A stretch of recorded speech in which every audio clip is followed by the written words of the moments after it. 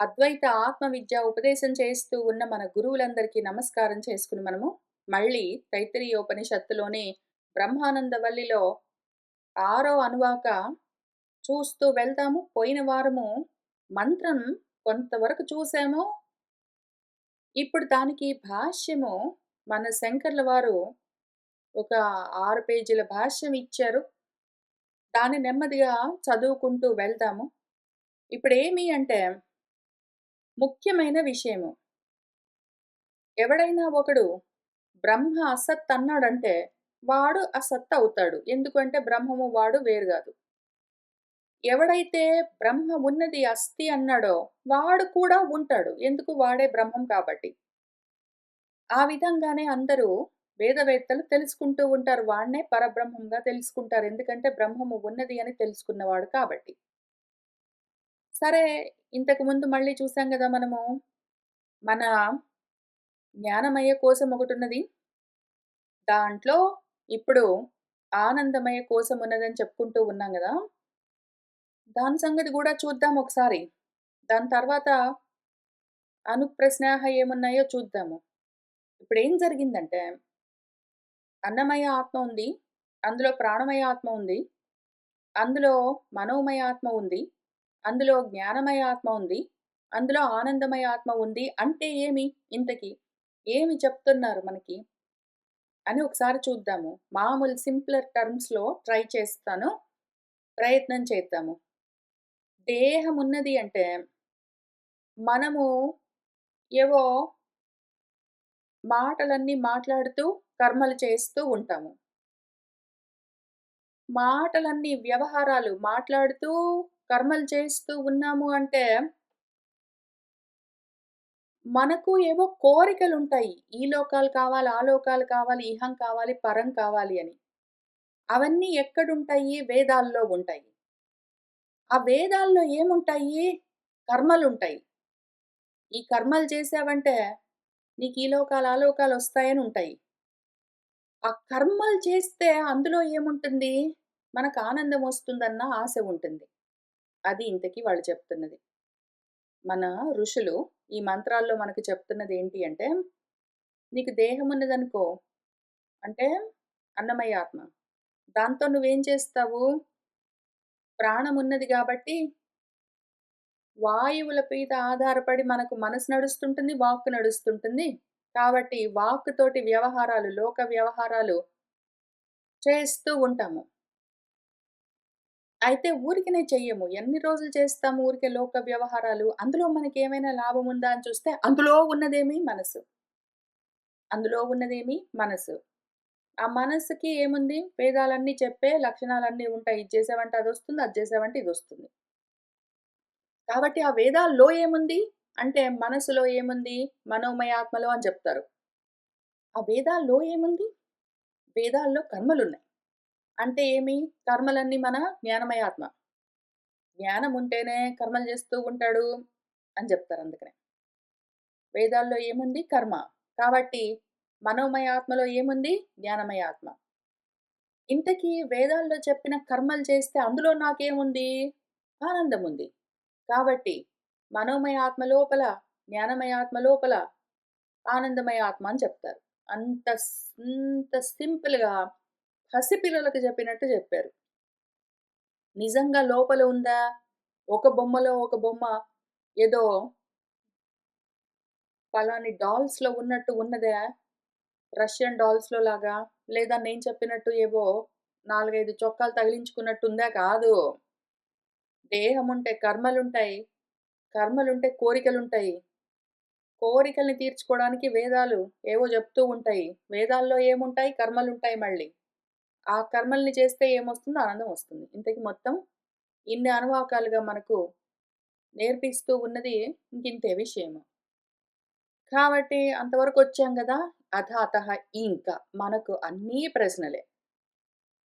ఎన్ని ప్రశ్నలంటే బహువచనంలో ఉన్నాయి ప్రశ్నలు. ఇదిగో నువ్వు బ్రహ్మ ఉన్నది అనుకున్నావంటే నువ్వుంటావు. బ్రహ్మ లేదనుకున్నావంటే నువ్వుండవు.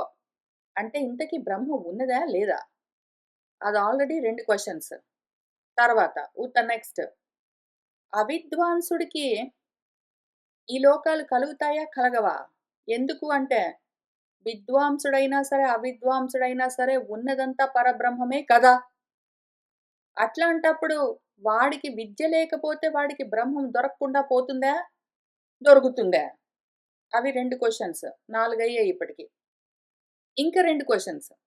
ఇప్పుడు విద్వాంసుడైనా, అవిద్వాంసుడైనా అంతా పరబ్రహ్మ స్వరూపమైనప్పుడు, అవిద్వాంసుడికి బ్రహ్మము దొరక్కపోతే, విద్వాంసుడికి ఎట్లా దొరుకుతుంది? వాడికి, వీడికి సమానం కావాలి గదా! ఎందుకు? ఆత్మ అన్నింటికి సమం గదా! ఒకదానికి దొరికి, ఒకదానికి దొరకకుండా ఉంటుందేంటి? ఉండదు గదా! కాబట్టి విద్వాంసుడికి దొరుకుతుందా? దొరకదా లోకము? అముం లోకం ఆత్మస్థితి బ్రహ్మలోకము విద్వాంసుడికి ఉంటుందా? ఉండదా? అవిద్వాంసుడికి ఉంటుందా? ఉండదా? ఉంటే ఇద్దరికీ ఉండాలి. లేకపోతే ఇద్దరికీ ఉండకూడదు. అసలు ముందు అది ఉందా? లేదా? ఇది తేల్చి చెప్పు అని ఇవి మన ప్రశ్నలు. మామూలు ప్రశ్నలు గాదు. అసలు ఈ ప్రశ్న మన మనసుకి కలిగింది అంటే దానికి జవాబు చెప్పి తీరాలి. మనము దాటవేయడమో, తప్పించుకుని పోవడమో, ఏదో ఒకటి చెప్పడమో, బలవంతంగా వాదనలన్నీ చెయ్యడమో, ఇటువంటివన్నీ చెయ్యరాదు. మనసుకి ఇటువంటి ప్రశ్నలు కలిగాయంటే, నిజంగా బ్రహ్మం ఉన్నదా? లేదా? అన్న ప్రశ్న పక్కన పెడదాము. అంత విజ్ఞానం ఉంటేనే నాకు బ్రహ్మం దొరుకుతుంది అంటే, అంత మాత్రం విజ్ఞానం లేకపోతే మరి నాకు దక్కదా? అన్న ప్రశ్న మనసుకి కలిగినప్పుడు, దానికి సరైన జవాబు ఇవ్వకపోతే అది చిన్నబుచ్చుకుంటుంది. ఆ విధంగా మనం మన సొంత మనసును మన శత్రువుగా మార్చుకోవడానికి వీల్లేదు. దానికి ఆ క్వెషనొస్తే మనం జవాబు చెప్పి తీరాలి. దాటడానికి వీల్లేదు, తప్పించుకోవడానికి వీల్లేదు, ఏదో ఒకటి చెప్పడానికి వీల్లేదు. దాటకుండా, తప్పించుకోకుండా దాని దగ్గర కూర్చొని, దానికి అర్థమయ్యే విధంగా ఉన్న విషయాన్ని మళ్ళీ ఏదో ఒకటి గాదు. ఉన్న విషయాన్ని సహేతుకంగా, జాగ్రత్తగా, ప్రమాణాలతో ఎక్స్‌ప్లెయిన్ చేయవలసి ఉంటుంది కాబట్టి, అందుకని ఈ మంత్రానికి మన గురువుగారు ఈ ప్రశ్నల గురించిన డిస్కషన్ కొంచెం సుదీర్ఘంగా చేయవలసి వచ్చింది భాష్యంలో. మనం అందులోకి వెళ్దాము. ఈలోగా ఈ ప్రశ్నలు మనల్ని గూడా తరుముతుంటాయి గాబట్టి. అంటే ఇప్పుడు నిజంగా బ్రహ్మజ్ఞానం కలిగిన వాడికి బ్రహ్మ ప్రాప్తి కలుగుతుంది గదా! మరొకవేళ బ్రహ్మజ్ఞానం కలగని వాడికి బ్రహ్మ ప్రాప్తి కలగదు కదా! అని మనసుకి అనుమానమొస్తే ఆగండి. తొందరబడొద్దు. అట్లా లేదు మన శాస్త్రంలో ఎక్కడా గూడా. ఇది మన భగవద్గీతలో రెండో అధ్యాయంలో చివరి శ్లోకం.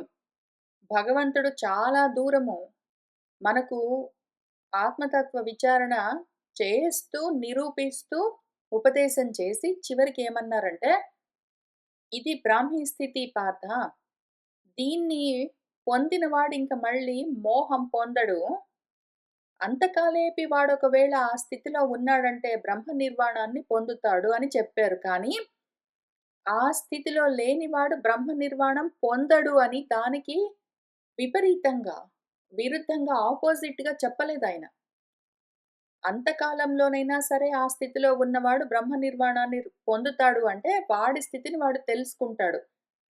అయితే వాడు బ్రతికున్నంత కాలమో లేదా అంతకాలంలోనో ఎప్పుడో ఒకప్పుడు ఆ స్థితిలో ఒక్కసారి గూడా లేకపోయినా కూడా వాడు బ్రహ్మస్థితిలోనే ఉంటాడు. వాడు బ్రాహ్మీభూత స్థితిలో ఎందుకుంటాడు? బికాజ్ వాడే బ్రహ్మము. తెలుసుకోడంతే.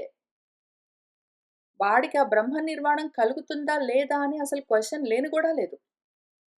వాడు ఆ స్థితిలో ఉంటే వాడు అక్కడే ఉంటాడు కాబట్టి నేనదిని తెలుసుకుంటాడు. వాడు ఆ స్థితిలో లేకపోతే తెలుసుకోడు. కానీ వాడు కాకుండా పోడు. మళ్ళీ ఇదే విషయము ఐదో అధ్యాయంలో 20వ శ్లోకంలో చెప్తూ వాడు హర్షము లేదు, వాడికి ఉద్వేగము లేదు, ప్రియము లేదు, అప్రియము లేదు, సమస్థితిలో ఉన్నాడు అంటే, స్థిర బుద్ధితో ఉన్నాడు అంటే, మోహం లేకుండా ఉన్నాడు అంటే, అటువంటి బ్రహ్మవేత్త, బ్రహ్మం తెలుసుకున్నవాడు బ్రహ్మంలోనే ఉంటాడు. మరి బ్రహ్మాన్ని తెలుసుకోనివాడు బ్రహ్మవేత్త కాలేదనుకోండి వాడు. అవిద్వాన్ అయ్యాడనుకోండి. బ్రహ్మవేత్త కాలేదు వాడు. అటువంటి అవిద్వాన్ ఏమైతాడు? అంటే వాడు బ్రహ్మంలో ఉండడు అని లేదక్కడ. మన బుద్ధి ఏం చేస్తుందంటే ఆటోమేటిక్‌గా ఒకటి చెప్తే దానికి అపోజిట్‌ది ఒకటి అది కల్పించుకొని ఫిల్ ఇన్ ద బ్లాంక్ లాగా చెప్పుకుంటుంది. ఒకవేళ వాడు ఈ స్థితిలో ఉంటే ప్రియాప్రియాలు పట్టించుకోకుండా, సిద్ధ్యాసిద్ధులు పట్టించుకోకుండా స్థిరంగా ఉన్నాడు వాడు.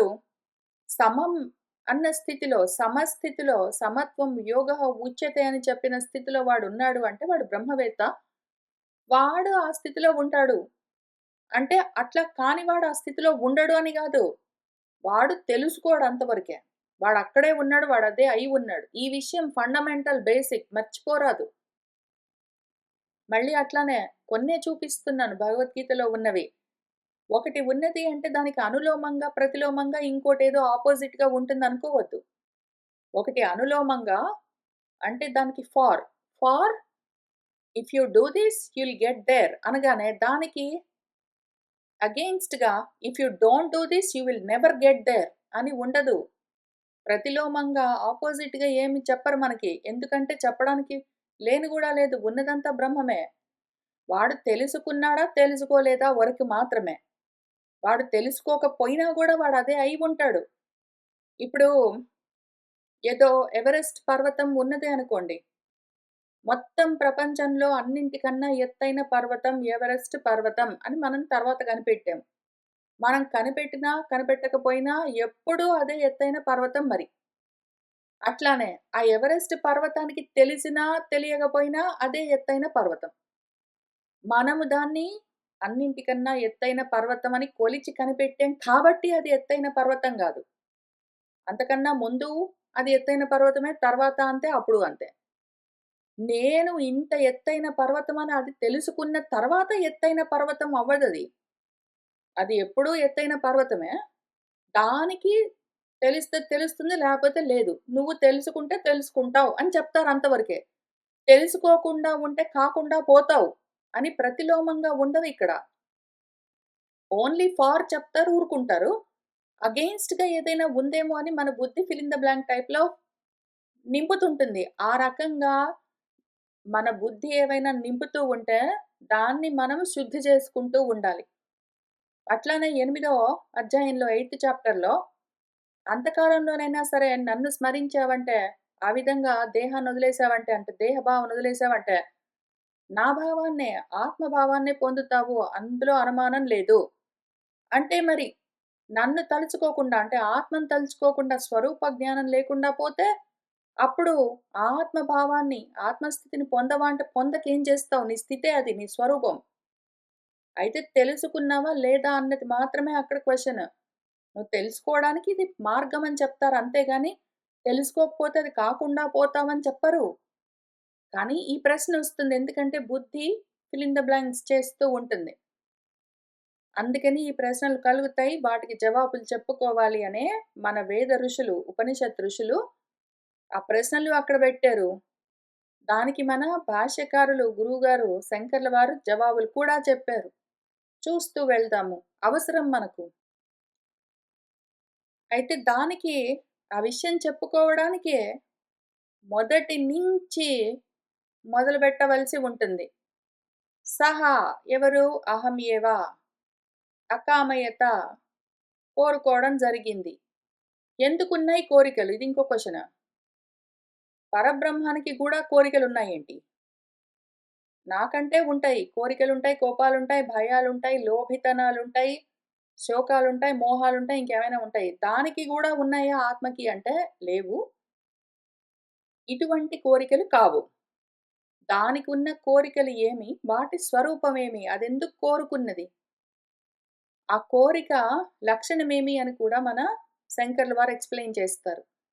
తర్వాత బహుశ్యాం ప్రజాయేయ ఇతి నేను చాలా అవుతాను అని అనుకున్నది. ఇంతే కదా! కోరికేం కోరుకున్నది? చాలా అవుతాను అనుకున్నది. అందు గురించి ఆలోచన చేసింది. ఆ ఆలోచనలో నుంచే ఇదంతా సృష్టించింది. ఏదైతే నువ్వు చూస్తున్నావో యత్కించిత్ జగత్యాన్ జగత్ తత్ సర్వం మొత్తం అదే సృష్టించి ఈశావాస్యము అందులోకే ప్రవేశించింది. ప్రవేశించి అన్నీ అదే అయింది. సత్తదే, తెత్తదే. సత్తు అదే అయింది, తెత్తదే అయింది. సత్తు, అసత్తు 2 అదే అయ్యింది. ఉక్తం, నిరుక్తం అదే అయింది. నిలయం, అనిలయం అదే అయింది. విజ్ఞానం, అవిజ్ఞానం అదే అయింది. సత్యం, అనృతం అదే అయింది. ఉన్నదేమి సత్యం. అంతా సత్యమే. యత్ ఇతం కించ ఏ కొంచెమున్నా అదంతా అదే. కానీ అదే ఇన్ని రకాలుగా అయింది ఎందుకంటే అవుతాననుకున్నది. ఎందుకనుకున్నది అంటే చూద్దాము. ఆ అనుకున్నది ఎవరింతకీ? నువ్వే. సోహం అనుకో నీకు తెలుస్తుంది. ఇది సత్యం. ఓకే. దీని గురించి ఈ శ్లోకం అన్నారు. ఇప్పుడు దీనికి భాష్యం చూద్దాము. అసన్నేవ ఎందుకు అంటే శ్లోకంలో ఏముంది మన మంత్రంలో? అసన్నేవ సహ భవతి. అసన్నేవ అన్నది గదా! అసన్ అంటే ఏమి? అసత్ ఏవ. అంటే అసత్‌కి సమానం. నువ్వు నిజంగా అసత్ అయిపోతావా? జాగ్రత్తగా ఆలోచించుకోవాలి. మనకు మన వేదాలు చెప్తున్న విషయాల్ని, ఉపనిషత్తులు చెప్తున్న విషయాల్ని, శాస్త్రాలు చెప్తున్న విషయాల్ని ఇట్లా జాగ్రత్తగా అర్థం చేసుకోవాలి. నువ్వు తెలుసుకున్నావంటే అదయిపోతావంటే, తెలుసుకోకపోతే అది కాకుండా పోతావు అని కాదు దాన్ని అర్థం చేసుకునే పద్ధతి. ఇక్కడ నువ్వు అసత్తే అయిపోతావు అంటే లేకుండా పోతావు కాదు. అసత్‌కి సమానమవుతావు. లాగా ఉంటావు. ఎందుకు? యథా అసత్ న పురుషార్థ సంబంధి ఏవం సహ భవతి అపురుషార్థ సంబంధి. అసత్ అంటే లేనిది గదా! అసత్ విషయాలేవైనా సరే పురుషార్థానికి సంబంధం లేనివి. ధర్మార్థ, కామ, మోక్షాలన్న పురుషార్థాలకి సంబంధం లేనివేవుంటాయో అవన్నీ అసత్. వీడు ధర్మార్థ, కామ, మోక్షాలన్న పురుషార్థాలకి ముఖ్యంగా మోక్ష పురుషార్థానికి దూరమైపోతాడు అని దానికర్థం అంతవరకే. వాడు అంతకాలంలోనైనా సరే జ్ఞాపకం చేసుకుంటే వాడదే అయిపోతాడు అంటే, అంతకాలంలోనైనా సరే జ్ఞాపకం చేసుకోలేకుండా ఉంటే ఏమవుతాడు? వాడు కాకుండా పోడు. కానీ పురుషార్థాన్ని, మోక్షాన్ని వాడు తెలుసుకోకుండా ఉంటాడు. వాడిని వాడు మోక్షం అంటే వాడి స్వరూపం. వాడిని వాడు తెలుసుకోడంతే. వాడు కాకుండా పోవడం అన్నది లేదు. అందుకని అసత్ ఏవ అంటే అసత్ సమహ ఏవ. అసత్ లాగా అని అర్థం చేసుకోవాలి. వాడు నిజంగా అసత్ అయిపోతాడు, లేకుండా పోతాడని అనుకున్నామంటే, మనకింకా ఇంతవరకు చదువుకున్నది ఏమీ అర్థం కాలేదని అర్థం. కాబట్టి పురుషార్థాలకు సంబంధం లేకుండా ఉంటుంది అసత్. ఆ విధంగా అవుతాడు. పురుషార్థానికి, మోక్షానికి సంబంధం లేకుండా దూరంగా ఉంటాడు. అంతేగాని వాడు కాకుండా పోడు. వాడు యాక్చువల్‌గా దాని గురించి యాక్టివ్‌గా తెలుసుకోవట్లేదు అని అర్థం అంతవరకే. ఇంతకీ ఎవరు వాడు? కహాసౌ యహ ఎవడైతే అసత్ అంటే అవిద్యమానం బ్రహ్మ ఇతి వేద విజానాతి చేత్యది. అసత్ అంటే తెలియకుండా ఉన్నదండి బ్రహ్మమో. బ్రహ్మం అంటే ఏంటో తెలియకుండా ఉన్నది కనపడట్లేదండి అని దాన్ని అట్లా ఎవరైనా తెలుసుకుంటూ ఉంటే, బ్రహ్మము లేదు అని తెలుసుకుంటూ ఉన్నాడు చేతి యది చేతంటే యది. అట్లా ఉన్నాడంటే ఒకవేళ అప్పుడు వాడు అట్లానే ఉంటాడు మరి. తెలుసుకోకుండానే ఉంటాడు. వాడి స్వరూపం వాడికి తెలియకుండా ఉంటుంది. బ్రహ్మ లేదండి అన్నాడంటే వాడిని వాడు తెలుసుకోవట్లేదని అర్థం. వాడు లేకుండా పోలేదు. బ్రహ్మ లేదు అని చెప్తున్నదే వాడు. బ్రహ్మ లేదండి అని చెప్తున్న దేవుడున్నాడో వాడే బ్రహ్మము. కాబట్టి వాడు లేకుండా పోడు. లేదు అనుకుంటూ ఉంటాడు అంతవరకే. తత్ విపర్యయేణ యత్ సర్వ వికల్ప ఆస్పదం సర్వ ప్రవృత్తి బీజం సర్వ విశేష ప్రత్యస్తమితమపి అస్తి తద్ బ్రహ్మ ఇతి వేద చేత్. దానికి విపర్యము. దానికి విపరీతంగా అంటే అపోజిట్‌గా ఎవరైనా సరే ఏదైతే సర్వ వికల్పాస్పదం సర్వ వికల్పాలకు ఆస్పదము స్థానమై ఉన్నదో, నిలయమై ఉన్నదో, ఎక్కడి నుంచైతే వికల్పాలన్నీ కల్పించబడుతూ ఉన్నాయో, ఏదైతే నిర్వికల్పమై ఉన్నదో, ఏదైతే సర్వ ప్రవృత్తి బీజం ఈ ప్రవృత్తులన్నింటికి బీజ రూపంగా ఉన్నదో, మూల కారణమై ఉన్నదో, దేంట్లోనైతే ప్రవృత్తులేవి లేవో, ఏదైతే సర్వ విశేష ప్రత్యస్తమితం సర్వ విశేషాలు వేరు వేరుగా ఉండడాలన్నీ గూడా ప్రత్యస్తమితం అంటే పూర్తిగా అస్తమించి ఉన్నాయో, జారిపోయి ఉన్నాయి, లేవో అనర్థం. ఏదైతే నిర్విశేషమై ఉంటుందో, ఆ విధంగా ఉన్నదాన్ని అపి గూడా అది తత్ బ్రహ్మ అస్తి ఇతి చేత్ వేద ఉన్నది ఆ బ్రహ్మము అని తెలుసుకుంటాడో, విశేషాలు చూస్తాడు. విశేషాలు లేని దానికి కారణాన్ని తెలుసుకుంటూ ఉంటాడు. ప్రవృత్తులను, కర్మలను చూస్తూ ఉంటాడు. కర్మ బీజము ఏమున్నది అని దాని వెనకాల ఉన్న అకర్మని తెలుసుకుంటూ ఉంటాడు. ఎవరైతే వికల్పాలన్నీ, విశేషాలన్నీ తెలుసుకుంటూ ఉంటాడో, ఆ విశేషాల వెనకాల నిర్విశేషంగా, నిర్వికల్పంగా ఉన్న తత్వం ఏదున్నదో అని చూస్తూ ఉంటాడో, ఆ విధంగా ఉన్నవాడు, వాడి సంగతేమైతుంది? కుతః పునః ఆశంక తత్ నాస్తిత్వే. అసలు ముందు ఆ క్వెషన్ ఎందుకొచ్చింది మనకు? ఆ బ్రహ్మ పదార్థం యొక్క నాస్తిత్వం లేదు అని ఈ ఆశంక, అనుమానము పునః మళ్ళీ ఎక్కడి నుంచొచ్చిందండి? బ్రహ్మము ఉన్నదా? లేదా? అన్న ప్రశ్న ఎందుకొచ్చిందసలు ఫస్ట్ ఆఫ్ ఆల్? ఎందుకు ఆ విధంగా చెప్పింది మనకి మంత్రము? బ్రహ్మము ఉన్నది అనుకున్నావంటే, బ్రహ్మ లేదు అనుకున్నావంటే అని బ్రహ్మము ఉన్నదా? లేదా? అని అనుమానం కలిగే విధంగా ఎందుకు ప్రశ్నిస్తున్నది? బ్రహ్మము లేకుండా ఉండడం అన్నది ఎందుకు, ఇప్పుడు ఆ ప్రశ్న ఎందుకు కలిగింది మనకు? అని మన పూర్వపక్షి ప్రశ్న వేస్తే సిద్ధాంతి ఏం చెప్తున్నారంటే, వ్యవహారాతీతత్వం బ్రహ్మణః ఇతి బ్రూమః. వ్యవహారాలకు అతీతంగా ఉంటుంది బ్రహ్మము అని ఇంతకు ముందు చెప్పాము. ఇది మన ఫండమెంటల్ ప్రాబ్లమ్. బ్రహ్మము ఉన్నదా? లేదా? అన్న క్వెషన్స్. బ్రహ్మము లేదు అన్న ఆలోచనలు. ఆత్మ నాస్తి అని నాస్తిక్య బుద్ధి అసలు ఎందుకు కలుగుతుంది అంటే, బుద్ధి ప్రాబ్లమ్. బ్రహ్మము లేకుండా పోలేదు. బ్రహ్మాన్ని తెలుసుకోలేని బుద్ధి ప్రాబ్లమ్ అది. బుద్ధి తంత్రము యొక్క ప్రాబ్లమ్ గాని, వస్తుతంత్రం యొక్క ప్రాబ్లమ్ గాదు. వస్తుతః బ్రహ్మం ఎప్పుడూ ఉన్నది, అది నువ్వే. కానీ నీ బుద్ధికి నువ్వే అందట్లేదు గాబట్టి, నీ బుద్ధి లేదు లేదని జెప్తే నువ్వు గూడా లేదు లేదనుకుంటున్నావు. వ్యవహార అతీతత్వం బ్రహ్మణః ఇతి బ్రూమః. వ్యవహారాలన్నింటికి బ్రహ్మ అతీతంగా ఉంటుంది. మరి అది దాని లక్షణము. వ్యవహారాలు అంటే లోకంతో ఏదో ఒక లావాదేవీ ఉండాలి. మన కళ్ళు ఏదో చూస్తూ ఉంటాయి. ఆ వ్యవహారం నడుస్తూ ఉంటుంది. నోరేదో మాట్లాడుతుంటుంది. ఆ వ్యవహారం నడుస్తూ ఉంటుంది. చేతులేవో చేస్తూ ఉంటాయి. ఆ వ్యవహారాలు నడుస్తూ ఉంటాయి. ఇంద్రియాలతోటి ఏవో వ్యాపారాలుంటాయి. ఆ వ్యవహారాలుంటాయి. బ్రహ్మకు ఇటువంటి వ్యవహారాలు లేవు మరి ఆత్మకు. వ్యవహార విషయైః వాచారంభణమాత్రే అస్తిత్వ భావితా బుద్ధిః తద్విపరీతే వ్యవహారాతీతే నాస్తిత్వమపి ప్రతిపద్యతే. మన బుద్ధి ఎట్లా పనిచేస్తుందంటే,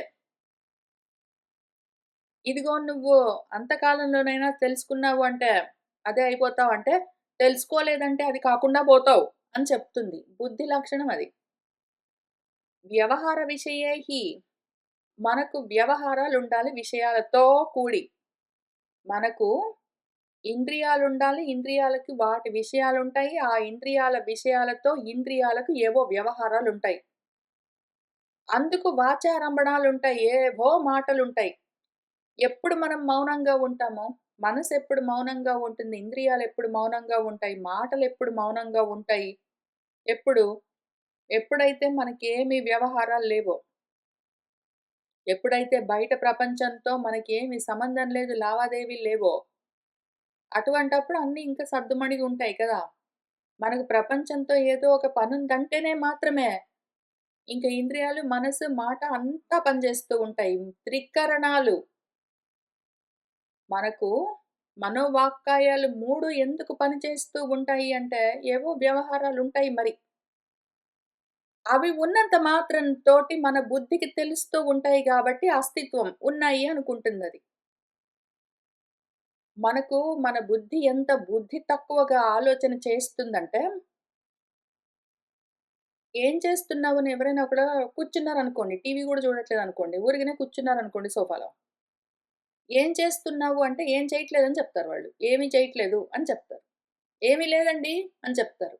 ఏమీ లేదా? కూర్చోవడం గూడా ఒక పని గదా! మాట్లాడుతూ ఉండడం ఒక పని. ఆలోచిస్తూ ఉండడం ఒక పని. ఊపిరి పీలుస్తూ ఉన్నావు. ఏదో చూస్తూ ఉన్నావు.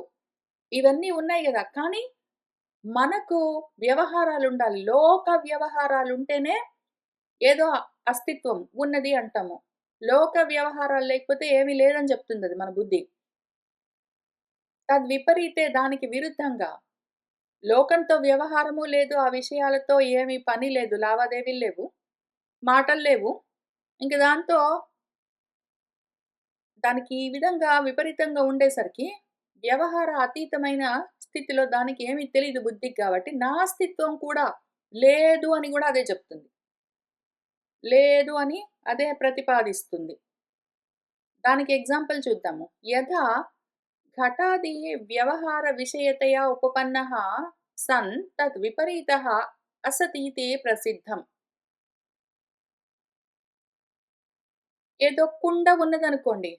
కుండ కళ్ళకి కనిపిస్తుంది. ఉంది అంటుందది మన బుద్ధి.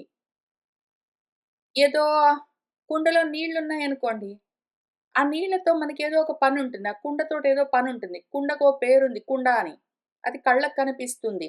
ఇంద్రియాలకు కనిపిస్తుంది. దాంతో మనకేదో పనుంది. దానికో పేరుంది. ఒక రూపముంది. కాబట్టి ఆ విధంగా విషయంగా అది మనకు ఉపపన్నమైంది గాబట్టి, తెలుస్తున్నది గాబట్టి, సత్ ఉన్నది, కుండ అని చెప్తుంది మన బుద్ధి.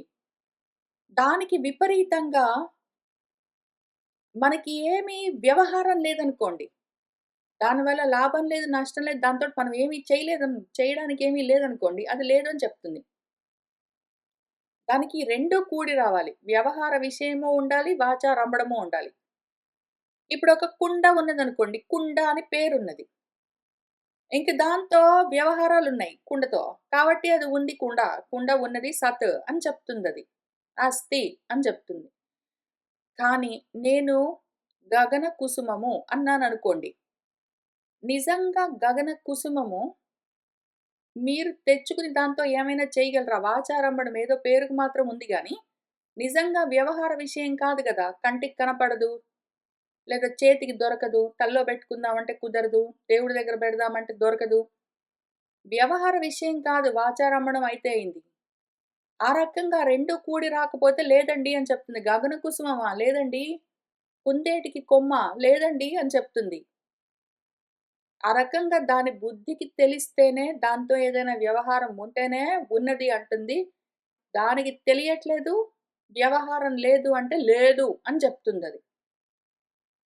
అట్లానే ఏవం తత్సామాన్యాత్ ఇహాపి స్యాత్ బ్రహ్మణః నాస్తిత్వం ప్రతి ఆశంక.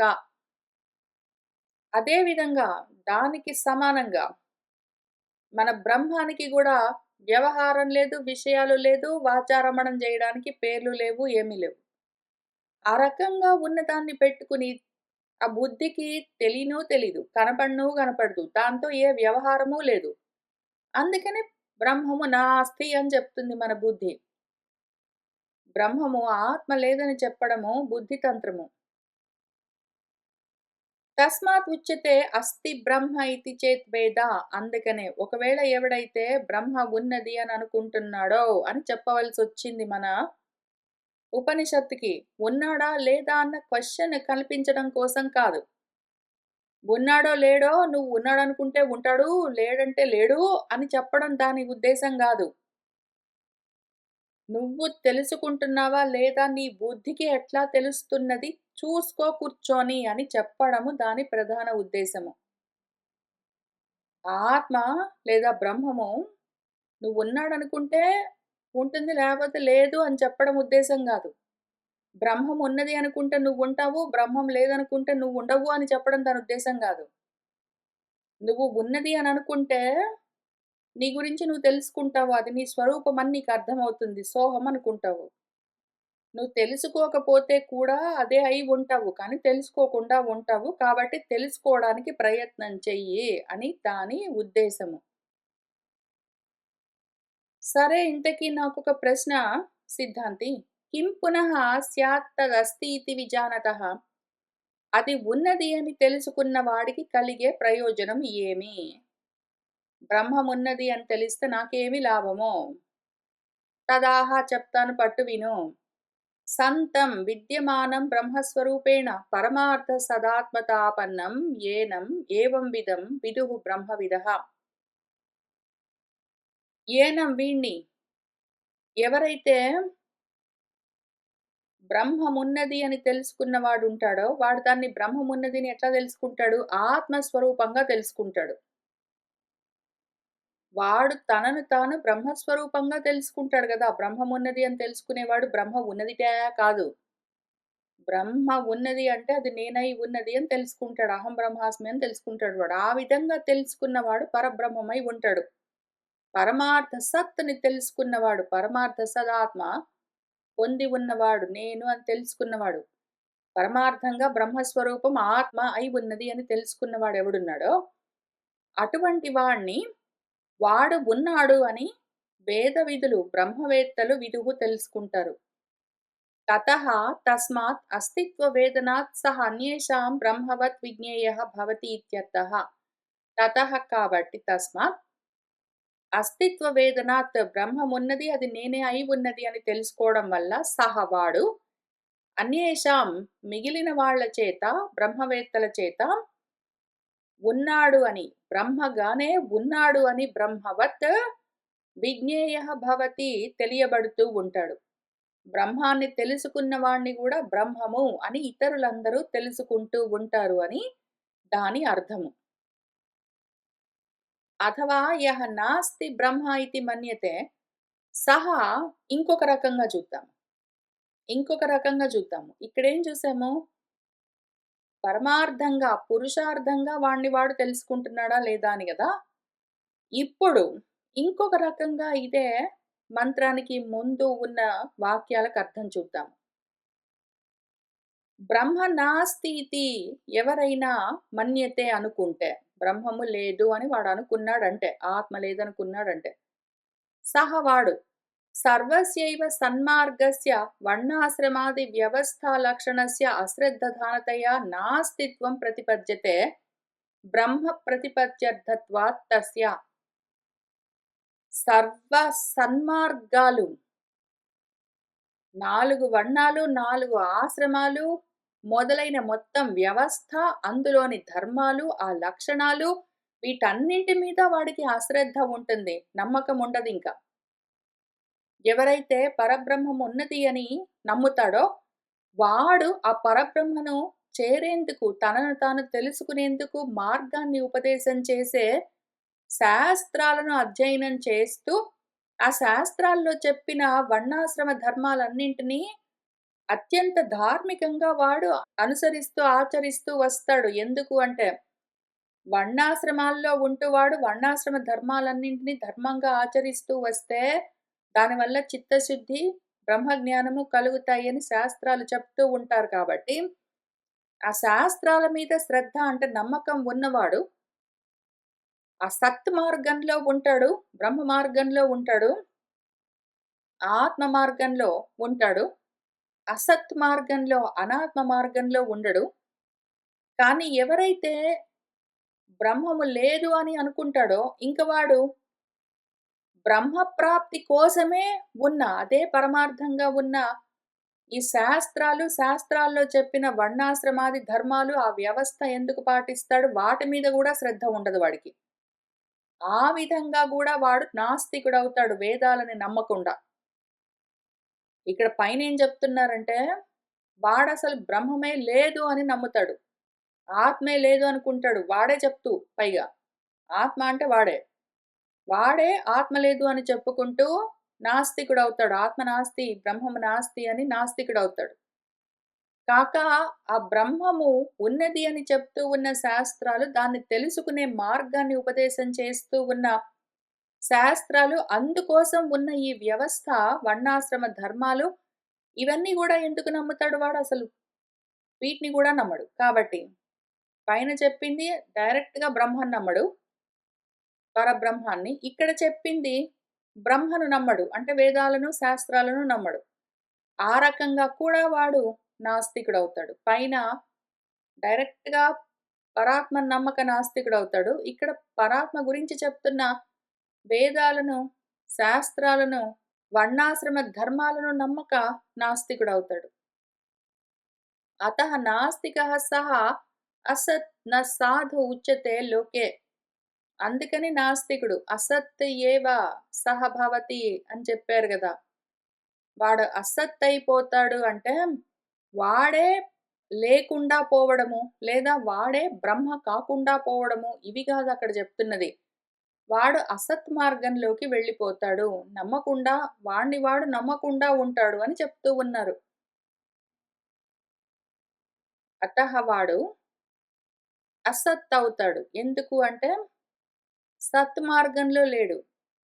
సత్ అంటే ఆత్మ ఉన్నది. సత్తా, ఉనికిగా ఆత్మ ఉన్నది అన్న అస్తిత్వం వాడు నమ్మడు గాబట్టి సత్మార్గంలో లేడు. నాస్తికుడవుతాడు. ఎందుకు అంటే వాడు ఆ విధంగా ఉన్నందుకు అసాధువు అవుతాడు. సాధు మార్గంలో ఉండడు. సాధు మార్గం అంటే సన్మార్గం. వాడు సాధువు సత్ ఎప్పుడవుతాడు అంటే, సత్ మార్గంలో ఉన్నప్పుడు వాడు సాధువవుతాడు. వాడు సత్మార్గంలో లేడు, అసత్ మార్గంలో ఉన్నాడు అంటే వాడు అసాధువవుతాడు. తద్విపరీతः సన్యः అస్తి బ్రహ్మ ఇతి చేద్వేద సహ తద్బ్రహ్మ ప్రతిపత్తిహేతుం సన్మార్గం వర్ణాశ్రమాది వ్యవస్థాలక్షణం శ్రద్ధదానతయా యథావత్ ప్రతిపద్యతే యస్మాత్ తతః తస్మాత్ సంతం సాధుమార్గస్థం ఏనం విదుః సాధవః. దానికి విరుద్ధంగా బ్రహ్మ నాస్తి అనుకున్నవాడు గాదు. బ్రహ్మము అస్తి అనుకున్నవాడెవడున్నాడో ఎవడైతే బ్రహ్మ అస్తి ఇతి చేత్వేద బ్రహ్మము ఉన్నది అని తెలుసుకుంటున్నాడో సహవాడు తత్ బ్రహ్మ ప్రతిపత్తి హేతువు ఆ పరబ్రహ్మను తన స్వరూపాన్ని తెలుసుకునేందుకు హేతువైన సత్ మార్గంలో ఉంటాడు. అందుకని వాడు సత్ అయి ఉంటాడు. వర్ణాశ్రమాది వ్యవస్థ లక్షణం అది. సన్మార్గము అంటే వర్ణాశ్రమాది వ్యవస్థ లక్షణము. వర్ణాశ్రమాలు ఉన్నాయెందుకు అంటే సత్తుని తెలుసుకోవడానికి నీకు మార్గం చూపిస్తాయి. దానిపైన శ్రద్ధ ఉండడం వల్ల శ్రద్ధధానతయ యథావత్ ప్రతిపద్యతే ఉన్నది ఉన్నట్టు వాడు తెలుసుకుంటూ ఉంటాడు బ్రహ్మస్థితిని కాబట్టి యస్మాత్ తతః తస్మాత్ అందుకని వాణ్ణి సంతం అంటే సాధు మార్గస్థం సన్మార్గంలో ఉన్నవాడు వీడు అని ఏనం వీణ్ణి సాధవః అదే మార్గంలో సన్మార్గంలో ఉన్న సాధువులు విదుహు తెలుసుకుంటూ ఉంటారు. ఇంతకీ మనం అర్థం చేసుకోవాల్సిన విషయం ఏంటి అంటే తస్మాత్ అస్తి ఇతి ఏవ బ్రహ్మ ప్రతిపత్తవ్యం ఇది వాక్యార్థః. ఈ వాక్యానికి అర్థమేమి అంటే బ్రహ్మము ఉన్నది అనే మనము తెలుసుకుంటూ ఉండాలి. బ్రహ్మము ఉన్నదా లేదా? ఉంటే నీకు కనిపించిందా? కనిపియలేదు గాబట్టి లేదు అని ఇన్ని రకాలుగా గాదు. బ్రహ్మము ఉన్నది అని తెలుసుకో అని చెప్పడమే ఈ వాక్యం యొక్క ప్రయోజనము. మన మొదటి వాక్యము ఈ మంత్రంలో అసన్నేవ సా భవతి అసద్బ్రహ్మ ఇతి వేద చేత్ అస్తి బ్రహ్మ చేత్ వేద సంతమేనం తథా విదుః ఇతి అని ఉన్నది ఏదున్నదో ఈ వేద మంత్రానికి ఆ వాక్యానికి వేదవాక్యానికి అర్థం అది. ఉన్నది అని తెలుసుకో అని చెప్తూ ఉన్నదది. నీలో అనుమానాలు కలిగించడం కోసం గాదు. ఇంకా తస్య పూర్వస్య విజ్ఞానమయస్య ఏషః ఏవ శరీరే విజ్ఞానమయే భవః శారీరః ఆత్మ. ఇంతకన్నా ముందున్నది గదా విజ్ఞానమయ ఆత్మ. దాంట్లో ఇప్పుడు ఆనందమయ ఆత్మ నిండా నిండి ఉన్నది గాబట్టి, ఆనందమయ ఆత్మ శారీరః అయి ఉంటే, విజ్ఞానమయమన్న ఆత్మ శరీరమై ఉన్నది దానికి.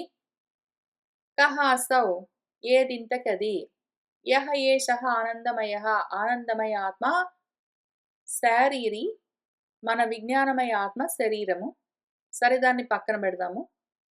అయితే మళ్ళీ దీన్నే పెట్టుకుని మన ప్రశ్న దగ్గరికొద్దాము. ఈ ఆనందమయ ఆత్మ ఉన్నది గదా! దాని గురించి ఒక క్వెషన్ ఉంది. తంప్రతి నాస్తి ఆశంక నాస్తిత్వే. అది లేదు అని దాని గురించి మనకు అనుమానమే లేదు. మన ఆనందమయ ఆత్మ ఉన్నదా? లేదా? అన్న విషయం గురించి తంప్రతి దాని నాస్తిత్వం అది లేదు అన్న విషయం గురించి ఆశంక నాస్తి మనకు అనుమానమే లేదు. ఆనందమయ ఆత్మ ఉంది. ఎందుకంటే అందుకే గదా మనకు ఆనందం తెలుస్తుంటుంది. అయితే కానీ ప్రాబ్లమ్ ఏంటంటే, ఆనందం అనుంది. ఆనందమయ ఆత్మ గాదు. ఆనందం అనుంది. అది పరబ్రహ్మం. ఆత్మ. అది తెలియట్లేదు. ఎందుకు అంటే, అపోఢ సర్వ విశేషత్వాత్తు బ్రహ్మణః నాస్తిత్వం ప్రత్యాశంక్య యుక్త. సర్వ విశేషాలు అపోఢము లేకుండా తొలగిపోయి ఉన్న బ్రహ్మం ఒకటున్నది గదా! దాని గురించి నాస్తిత్వము అది లేదు అన్న ఆలోచన కలగడము యుక్తమే. ఎందుకు అంటే బుద్ధికి తెలిసేది కాదు గాబట్టి. బుద్ధికి తెలియకపోతే లేదంటుంది గాబట్టి, అది లేదు అన్న అనుమానం కలగడము సామాన్యమే, సహజమే. సర్వసామాన్యాత్ చ బ్రహ్మణః సర్వసామాన్యంగా బ్రహ్మము అంతటా ఉండడం వల్ల బుద్ధి దాన్ని పట్టుకోలేక, అందుకని అది లేదు అని చెప్పడం కూడా సర్వసామాన్యం. అందుకే మనము ఇంత జాగ్రత్తగా ఈ ప్రశ్నకి జవాబు చూసుకోవాల్సి వస్తుంది. ఎందుకంటే మన బుద్ధికి కలిగే ఆలోచన ఇది అనుమానము. మనమందరం అందుకని బౌద్ధులమై ఉంటాం. ఈ ఆలోచన కలిగిన వాళ్ళందరము బ్రహ్మం అంటే నాకెందుకు తెలియట్లేదు అన్న అనుమానం ఎవరెవరికి కలుగుతుందో వాళ్ళందరూ గూడా బౌద్ధులే. ఎందుకంటే బుద్ధి నుంచే ఆలోచన జేస్తున్నారు. బుద్ధికి తెలిసేది గాదు నేను. నాకు తెలుస్తుంటుంది బుద్ధి. యస్మాత్ ఏవం అతః తస్మాత్ అథ అనంతరం శ్రోతుః శిష్యస్య అనుప్రశ్నాః ఆచార్యోక్తిం అను ఏతే ప్రశ్నాః అనుప్రశ్నాః. యస్మాత్ ఏవం ఇట్లా ఉంది మరి పరిస్థితి కాబట్టి తస్మాత్ అథ ఇంక తర్వాత శ్రోతుః మన వింటూ ఉన్నవాడున్నాడు శిష్యుడు. వాడికి కొన్ని అనుప్రశ్నలు కలిగాయి. అనుప్రశ్న అంటే గురువుగారు ఆల్రెడీ చెప్పిన విషయాన్ని అనుసరించి ఆ తర్వాత మళ్ళీ మనకేమైనా ప్రశ్నలు కలిగితే, అటువంటి వాటిని అనుప్రశ్నాః అని పిలుస్తారంటే, ఫాలో అప్ క్వెషన్స్ అంటారు ఇంగ్లీష్‌లో. ఎవరైనా ఒకళ్ళు ఒక విషయం చెప్పిన తర్వాత విని, దాని సంబంధంగా ఫాలో అప్ క్వెషన్స్ వేస్తే వాటిని అనుప్రశ్నలంటారు. చెప్పిన విషయాన్ని విని అనుసరించి ప్రశ్న వేయడము. ఇప్పుడు మనకు కొన్ని అనుప్రశ్నలున్నాయి. శిష్యులకి, వింటూ ఉన్న వాళ్ళకి. ఏమి అంటే, సామాన్యం హి బ్రహ్మ ఆకాశాది కారణత్వాత్ విదుషః అవిదుషః చ. బ్రహ్మము ఆకాశం మొదలైన వాటన్నింటికి కూడా కారణమై ఉండడం చేత, విద్వత్ విద్య కలిగిన వాళ్ళు, విద్య లేని వాళ్ళు, ఆత్మ విద్య ఉన్నవాళ్ళైనా సరే, ఆత్మ విద్య లేని వాళ్ళైనా సరే, ఎవ్వరికైనా సరే బ్రహ్మము సామాన్యమే కదా! ఆకాశం దగ్గర నుంచి ప్రతి దానికి మూల కారణం బ్రహ్మమైతే, విదుషుడికి బ్రహ్మమే కారణము, అవిదుషుడికి బ్రహ్మమే కారణం. అన్నింటికి కారణం అదే అయి ఉండగా, సామాన్యంగా అదే అయి ఉండగా, కామన్‌గా అతః అవిదుషః అపి బ్రహ్మ ప్రాప్తిః ఆశంక్యతే. అవిదుషుడికి అంటే విద్వత్తు లేని వాడికి, ఆత్మవిద్య లేని వాడికి బ్రహ్మ ప్రాప్తి కలుగుతుందా? లేదా? అని ప్రశ్న. ఉతాపి అవిద్వాన్ అముం లోకం పరమాత్మానం ఇతః ప్రేత్య కశ్చన చన శబ్దః అప్యర్థే. ఉతాపి మరొకవేళ అవిద్వాన్ విద్య లేనివాడు, ఆత్మ విద్య లేనివాడు, బ్రహ్మ విద్య లేనివాడు, అముం లోకం బ్రహ్మలోకాన్ని, ఆ పరమాత్మను ఇతః ప్రేత్య ఇక్కడి నుంచి బయలుదేరి వెళ్ళి, కశ్చన చన అన్న శబ్దం ఎందుకు అంటే అపి కూడా, ఎవడైనా గూడా, మన అవిద్వాంసుడైనా కూడా, ఎవడైనా ఒకడు అవిద్వాంసుడైనా కూడా, వాడొకవేళ దేహాన్ని వదిలిపెట్టి వెళ్ళిన తర్వాత పరమాత్మను పొందుతాడా? పొందడా? విద్వాన్ అవిద్వానపి గచ్చతి ప్రాప్నోతి కిం వా న గచ్చతీతి ద్వితీయః అపి ప్రశ్నః ద్రష్టవ్యః అనుప్రశ్నాః ఇతి బహువచనాత్. వాడు ఈ లోకాన్ని పొందుతాడా అని మనకొక ప్రశ్న వచ్చింది. వాడు ఈ లోకాన్ని పొందడా అని కూడా మనం రెండో క్వెషన్ వేసుకోవాలి. ఎందుకు అంటే, ఇప్పుడిక్కడ రెండే 2 క్వెషన్స్ కనిపిస్తున్నాయి. అవిద్వాన్ అముం లోకం ఈ బ్రహ్మలోకాన్ని ప్రేత్య ఇక్కడి నుంచి బయలుదేరి వెళ్ళిన తర్వాత గచ్చతి పొందుతాడా? విద్వాంసుడు ఇక్కడి నుంచి బయలుదేరి వెళ్ళిన తర్వాత ఈ లోకాన్ని, బ్రహ్మలోకాన్ని సమశ్నుతేతి అని పొందుతాడా? విద్వాంసుడు పొందుతాడా? అవిద్వాంసుడు పొందుతాడా? అని రెండే ఉన్నాయి. కానీ రెండున్నప్పుడు ప్రశ్నౌ అనాలి. ద్వివచనంలో ఇతి అనుప్రశ్నౌ అనాలి. కానీ మన మంత్రము అనుప్రశ్నాః అని బహువచనంలో బెట్టింది. 2 కన్నా ఎక్కువ ఉన్నాయి క్వెషన్స్ కాబట్టి, దాన్ని సమర్థించడం కోసము మనము మన వేద ఋషుల యొక్క హృదయాన్ని అర్థం చేసుకోవాలి. మన ఉపనిషత్తు హృదయం పట్టుకోవాలి. అందుకని ప్రశ్న ఏమి అంటే, అవిద్వాంసులు ఈ లోకాన్ని, ఆత్మలోకాన్ని పొందుతారా? పొందరా? అని గూడా రెండో ప్రశ్న మనం కలుపుకోవలసి ఉంటుంది బహువచనంలో చెప్పడం వల్ల. విద్వాన్ సంప్రతి అన్యో ప్రశ్నో యత్ అవిద్వాన్ సామాన్యం కారణమపి బ్రహ్మ న గచ్చతి తతః విదుషః అపి బ్రహ్మ ఆగమనం ఆశంక్యతే. విద్వాంసుడి గురించి కూడా మళ్ళీ 2 ప్రశ్నలు. అవిద్వాంసుడి గురించి 2 ప్రశ్నలు. అవిద్వాంసుడు ఆత్మ ప్రాప్తి పొందుతాడా? లేడా? బ్రహ్మ ప్రాప్తి పొందుతాడా? లేడా? ఆ 2 క్వెషన్స్ అయిపోయాక మళ్ళీ విద్వాంసుడి గురించి కూడా 2 క్వెషన్స్. ఎందుకు అంటే అవిద్వాంసుడితో పాటు మన విద్వాంసుడు కూడా సామాన్యంగా బ్రహ్మనే కారణంగా కలిగి ఉండడం చేత, వీడు మన విద్వాంసుడు బ్రహ్మను పొందుతాడా అని మనకొక అనుమానం. ఎట్లా పొందుతాడు? వాడు వీడు ఒకటే అయితే, అన్నీ పరబ్రహ్మం నుంచే వస్తే కొన్ని పరబ్రహ్మాన్ని చేరతాయి, కొన్ని చేరకుండా ఉంటాయా? ఉండవు గదా! వాడికి కుదరలేదు, వాడు పొందడు అంటే వీడు గూడా పొందడు మరి. ఇంకట్లా ఉండాలి రెండింటికి సామాన్యమైతే. రెండిటికి బ్రహ్మ సమానమైతే, ఒకదానికి రాలేదంటే రెండో దానికి గూడా రాదు మరి. అతః తం ప్రతి ప్రశ్నః అహో విద్వాన్ ఇతి. అందుకని ఈ విద్వాంసుడు గురించి ఇప్పుడు నెక్స్ట్ క్వెషన్స్. ఇక్కడ అని మన ఉపనిషత్తులో మంత్రంలో అని ఊరికనే ఉందట్లా. మళ్ళీ ఇక్కడే చూపిస్తాను. కశ్చిత్ సమశ్నుతా అనుంది గదా! అంటే ఏంటి అని చూపిస్తున్నారు. ఏమి అంటే ఇక్కడ అనుంది గదా! దానికి ఉతలో తా తీసుకొని, ఉత అని యాడ్ చేసుకొని, ఈ ఉతను ఆహో ఉంది గదా! దీనికన్నా ముందు యాడ్ చేసి, ఉతాహో అని దాన్ని తయారు జేసుకోవాలి. ఉతాహో అన్నాక, మరైతే ఒకవేళ అని దానర్థము. విద్వాంసుడికి ఈ బ్రహ్మలోకము వాడు వెళ్ళిపోయిన తర్వాత ఎవడికైనా కలుగుతుందా? వాడు సమశ్నుతే అని ఉండాలి. సమశ్నుతే అన్నది ఆత్మనేపదిలో ప్రథమ పురుష ఏక. కానీ ఇక్కడ సమశ్నుత అని దీర్ఘముంది.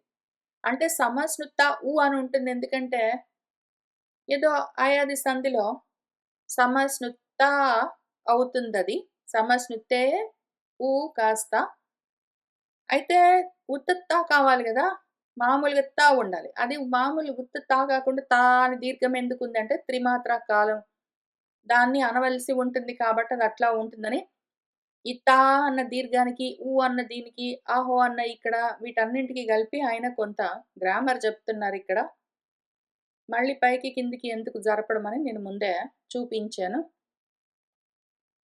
ఇప్పుడేమైంది? ఉకారంచ వక్షమాణం అధస్తాత్ అపకృష్య తకారంచ పూర్వస్మాత్ ఉత శబ్దాత్ వ్యాసజ్య ఆహో ఇతి ఏతస్మాత్ పూర్వం ఉత శబ్దం సంయోజ్య పృచ్చతి ఉతాహో విద్వాన్ ఇతి. ఉకారం అని తర్వాత వచ్చింది కదా! ఆ వాక్యంలో చివర్న చెప్పిన ఉకారాన్ని అధస్తాత్ కింది నుంచి అపకృష్య పైకి లాక్కుని రండి. తర్వాత తకారం గావాలి గదా! పూర్వము ఉత అన్న శబ్దం ఉంది గదా! అందులో నుంచి ఈ తకారాన్ని బయటికి తీయండి. ఆ రెండింటిని కలిపి ఆ ఊని, ఈ తాని రెండింటిని కలిపి ఉతాను. ఈ ఆహో అని ఆ వాక్యం మొదట్లో ఉంది గదా! ఆ ఆహో అన్న దానికి ఈ ఉత అన్న దాన్ని ముందు పూర్వము ఈ శబ్దాన్ని సంయోజ్య కలపండి. దాంతో ఉతాహో అవుతుంది. ఈ విధంగా మనవాడు పృచ్చతి ప్రశ్నిస్తున్నాడు శిష్యుడు. ఉతాహో విద్వాన్ అని చెప్తూ ఉన్నారు. విద్వాన్ బ్రహ్మవిదపి కశ్చిత్ ఇతః ప్రేత్య అముం లోకం సమశ్నుతే ప్రాప్నోతి. ఇంతకీ ఉతాహో మరైతేనండి గురువుగారు. మన విద్వాన్ అంటే మన బ్రహ్మవేత్త కూడా ఎవడైనా సరే ఇక్కడి నుంచి బయలుదేరి దేహంలో నుంచి అముం లోకం బ్రహ్మలోకాన్ని సమశ్నుతే ప్రాప్నోతి పొందుతాడా? ఏమనుకుంటున్నారు మీరు? అని దానికి అర్థము. అయితే సమశ్నుతే అని గాకుండా సమశ్నుతా ఉ అనుంది గదా! దాని గురించి చెప్తున్నారు. టెక్నికలీ సమశ్నుతే ప్లస్ ఊ అది. ఇతి ఏవం స్థితే అదట్లా ఉండాలి విడదీస్తే. అయితే ఆయా దేశే యలోపే చ కృతే అకారస్య ప్లితిః సమశ్నుతా ఉ ఇతి. ఇక్కడ టెక్నికలీ సమశ్నుతే ఉ విడదీసినప్పుడు. ఆ రకంగా ఉండాలి గానీ, ఆయా దేశము ఐ అన్నది ఆదేశం అవుతుంది. ఆ ఐలో ఈ అన్న యలోపమయ్యి, ఇంక మిగిలినదేదున్నదో ఆ అది వచ్చి 3 ప్లుతి అంటే త్రిమాత్రా కాలం దాన్ని అని పలకాలి. ఆ విధంగా అది సమశ్నుత అయ్యింది. ఊ అని కలుపుకోండి ఇతి అని చెప్తున్నారు. విద్వాన్ సమశ్నుతే అముం లోకం ఇంతకీ మన క్వెషన్ మళ్ళీ. విద్వాంసుడు ఈ లోకాన్నంటే బ్రహ్మలోకాన్ని పొందుతాడా? కింవా యథా అవిద్వాన్ ఏవం విద్వానపి న సమశ్నుతే ఇతి అపరః ప్రశ్న. మన అవిద్వాంసుల్లాగానే ఈ విద్వాంసుడు గూడా పొందడా? అని ఇంకో క్వెషన్. ఇప్పటికెన్నొచ్చాయి మనకి 4 క్వెషన్స్ ఒచ్చాయి. అవిద్వాంసుడు బ్రహ్మను పొందుతాడా? అవిద్వాంసుడు బ్రహ్మను పొందడా? విద్వాంసుడు బ్రహ్మను పొందుతాడా? విద్వాంసుడు బ్రహ్మను పొందడా? అని. సరే. దీన్నే ఈ క్వెషన్స్‌ని ఇంకా జాగ్రత్తగా ముందు క్వెషన్స్ ఐడెంటిఫై చేద్దాం. ముందు క్వెషన్స్ ఐడెంటిఫై చేస్తే అప్పుడు ఆన్సర్స్ చూడొచ్చు. క్వెషనే సరిగ్గా లేపోతే, క్వెషన్స్ కంప్లీట్‌గా చూసుకోకపోతే, క్వెషన్స్‌ని కంప్లీట్‌గా అర్థం చేసుకోకపోతే జవాబులు గూడా చూసుకోవడం కష్టం గాబట్టి, ఆ ప్రశ్నలే ముందు ఇంకా కొంచెం విచారణ చేద్దాము. ద్వౌ ఏవ వా ప్రశ్నౌ విద్వత్, అవిద్వత్ విషయౌ రెండే ఉన్నాయి గదండీ! రెండింటిని నువ్వు 4 ఎందుకు సాగదీసావో, అక్కడ ఉన్న ప్రశ్నలు మంత్రంలో ఉన్నవేవి రెండే ఉన్నాయి. అవిద్వాంసుడు బ్రహ్మలోకాన్ని పొందుతాడా? విద్వాంసుడు బ్రహ్మలోకాన్ని పొందుతాడా? ఇంతే గదా! 2 ప్రశ్నలుంటాయి విద్వత్, అవిద్వత్తుని గురించి. నువ్వు ఎందుకు ఇన్ని జెప్తున్నావో అని ఎవరైనా అంటే సరే పోనీ అట్లానే రెండే ఉన్నాయి అనుకుందాం. విద్వత్, అవిద్వత్. విద్వాంసుడు, అవిద్వాంసుడు గురించి రెండే ఉన్నాయి అనుకుందాం. అది పక్కన పెడదాం. కానీ బహువచనం ఉన్నది దాన్ని సమర్థించాలి గదా! అనుప్రశ్నాః అని దీర్ఘం తీసి విసర్గం బెట్టి దాన్ని బహువచనంలో చెప్పింది మనకు మన మంత్రము. ప్రశ్నాః అని చెప్పి రెండే క్వెషన్స్ చూపించింది. మరి అది చెప్పిన దాన్ని మనము సరిగ్గా అన్వయం చెయ్యాలి కదా! వేదం చెప్పిన మాటని, వేద మంత్రాన్ని మనం సరిగ్గా అన్వయం చెయ్యాలి. అందుకని దాన్ని వేదవాక్యాన్ని సమర్థించడం కోసం ఏం చేద్దామంటే, బహువచనంతో సామర్థ్య ప్రాప్త ప్రశ్నాంతర అపేక్షయా ఘటతే. దాన్ని సమర్థించాలన్న పనొకటొచ్చింది మనకి. అందుకోసం మనం ఏం చేద్దామంటే, అసత్ బ్రహ్మ ఇతి వేద చేత్ అస్తి బ్రహ్మ ఇతి చేత్ వేద ఇతి శ్రవణాత్ అస్తి నాస్తి ఇతి సంశయః. ఈ 2 క్వెషన్స్ కన్నా ముందు అంటే విద్వాంసుడు పొందుతాడా? అవిద్వాంసుడు పొందుతాడా? అన్న 2 ప్రశ్నలున్నాయి గదా! దానికన్నా ముందు అసత్ బ్రహ్మని తెలుసుకుంటే, బ్రహ్మము ఉన్నది అని తెలుసుకుంటే అని చెప్పింది గదా! అది వింటూ ఉంటే మనకేం తెలుస్తున్నది? అస్తా? నాస్తా ఇంతకి అని సంశయము. ఉన్నదా? లేదా? బ్రహ్మము ఉన్నదా? లేదా? బ్రహ్మము ఉన్నది అని తెలుసుకుంటే, బ్రహ్మము లేదు అని తెలుసుకుంటే, అని అంత సాగదీసింది గదా మన మంత్రము. ఇంతకీ ఉన్నదా? లేదా? అని ఆల్రెడీ అక్కడ 2 క్వెషన్స్ ఒచ్చాయి మనకి. ఆల్రెడీ బ్రహ్మము ఉన్నదా? లేదా? అని ప్రశ్నలు. దాని తర్వాత మళ్ళీ మనం మంత్రమే జెప్పిన కొన్ని క్వెషన్స్. కాబట్టి బహువచనం సమర్థనీయం అక్కడ. దానికా సామర్థ్యం ఉన్నది. తతః అర్థప్రాప్తః కిమస్తి నాస్తి ఇతి ప్రథమః అనుప్రశ్నః. బ్రహ్మము ఉన్నదా? లేదా? అని టెక్నికల్లీ 2 క్వెషన్స్. కానీ రెండింటిని కలిపి ఒక క్వెషన్ చేసుకుందాం పోనీ. ఎందుకంటే రెండింటికన్నా ఎక్కువైతే ఎన్నైనా సరే బహువచనం సరిపోతుంది గాబట్టి. కాక బ్రహ్మణః అపక్షపాతిత్వాత్ అవిద్వాన్ గచ్చతి న గచ్చతీతి ద్వితీయః. బ్రహ్మకు పక్షపాతం ఉండరాదు మరి. బ్రహ్మము సమం గదా! అన్నిట్లో సామాన్యం. అన్నింటికి సమానం గాబట్టి పక్షపాతం ఉండడానికి వీల్లేదు. అవిద్వాన్ కూడా బ్రహ్మను పొందవలసే ఉంటుంది. పొందుతాడా? లేడా? అన్నది రెండో క్వెషన్. బ్రహ్మణః సమత్వే అపి అవిదుషః ఇవ విదుషः అపి అగమనం ఆశంక్య కిం విద్వాన్ సమశ్నుతే న సమశ్నుతే ఇతి తృతీయః అను ప్రశ్నః. ఒకవేళ బ్రహ్మకి పక్షపాతం ఉంటే ఓన్లీ విద్వాంసులు మాత్రమే బ్రహ్మం చేరాలి. అవిద్వాంసులు చేరరాదు. కానీ అట్లా చెప్పుకోవడానికి వీల్లేదు. బ్రహ్మము, ఆత్మ అంతా సమానం. అంతా సమం. కాబట్టి అవిద్వాంసుడు వెళ్తాడా అన్నట్టుగానే, విద్వాంసుడు వెళ్తాడా అన్నది మూడో ప్రశ్న.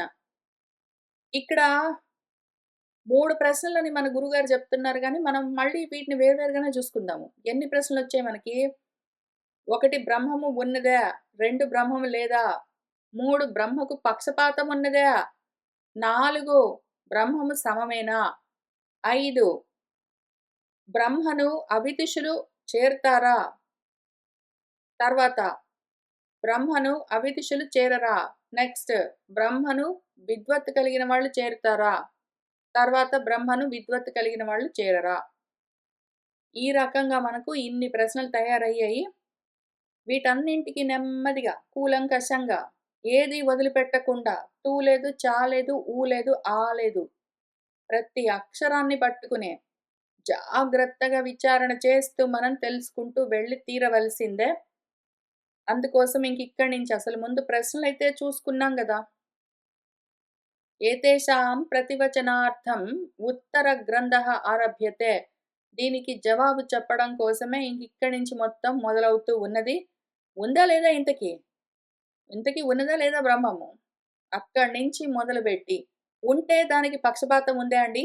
దానికి ఎందుకండి అంత పక్షపాతము? జ్ఞానం కలిగిన వాళ్ళకే అది దొరుకుతుందిట.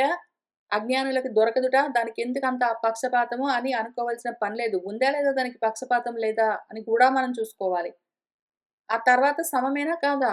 అయితే మరి అందరికీ దొరకాలి. మరి వీళ్ళకెందుకు దొరకట్లేదు? ఎందుకు దొరకదు?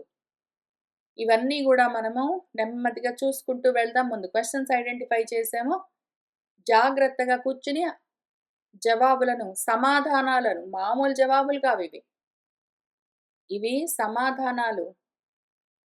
ఏదైతే మనసు సమాధీయతే ఇతి అని ఆత్మలో స్థిరంగా మనసు నిలబడి ఉంటుందో దాని స్థితి, ఆ స్థితి పేరు సమాధానము. ఆత్మస్థితి అని అర్థం. దాన్ని సమాధి స్థితి అని పిలుస్తారు. అటువంటి స్థితిని మనసు పొందిందాకా, దానికి సమాధానం కలిగిందాకా మనము సమాధానం చెప్పి తీరవలసిందే. అందుకోసం ప్రయత్నం చేద్దాము. ఇవాల్టికి ఇక్కడికి ఆపుతాను. వచ్చే వారం మళ్ళీ కలిసి కూర్చొని మనము మన మనసుకు సమాధానం, అది సమాధాన స్థితి, అది సమాధాన పడేదాకా, సమాధి స్థితికి చేరేదాకా. సమాధి స్థితి అంటే ఏమి? సమాధానం అంటే ఏమి?